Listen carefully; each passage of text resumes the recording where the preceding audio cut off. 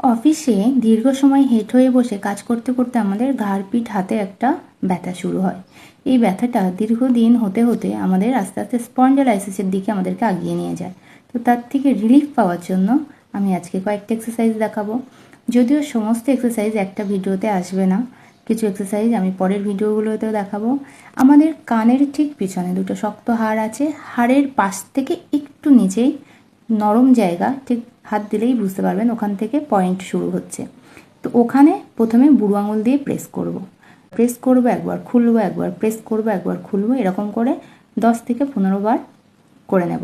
তারপর একটা হাতের সাথে আর একটা হাত অ্যাটাচ করে মাথাটাকে হাতের ঠিক ওই জয়েন্টে দিয়ে মাথাটাকে পিছনের দিকে যতটা সম্ভব ঠেলবো।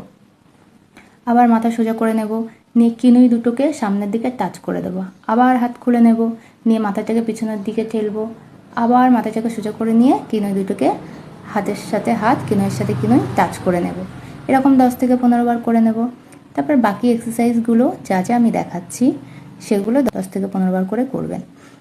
আমার অল্প সময়ের জন্য আমি 2-1টা করে দেখিয়েছি, আর একটু তাড়াতাড়ি দেখিয়েছি।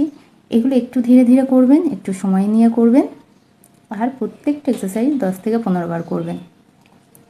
অফিসে কাজ করতে করতে যখন দেখছেন ঘাড়টা প্রচণ্ড ব্যথা করছে, সবগুলো না পারলেও যে কোনো দুটো করতেই পারেন, দেখবেন সাথে সাথে আরাম পাচ্ছেন। তো অবশ্যই করবেন। অফিস থেকে ফিরে করুন, চায়ের টেবিলে বসে, টিফিন খাওয়ার সময় করুন, আর সব থেকে ভালো সময় হচ্ছে আপনি যখন শুতে যাচ্ছেন বিছানায় বসেই করুন, আর ঘুম থেকে উঠে করুন। দেখবেন এই স্পন্ডালাইসিসের মতো যে রোগটা আগামী দিনে আসতে চলেছে সেটার থেকে একদম পুরোপুরি নিজেদেরকে মুক্ত রাখতে পারবেন। একটা বয়সের পর সবারই এগুলো করা যায়, কিন্তু একটু ধীরে ধীরে, একটু সময় নিয়ে নিয়ে। যখনই মনে হচ্ছে সমস্যা হচ্ছে তখনই 2-1 করে করুন।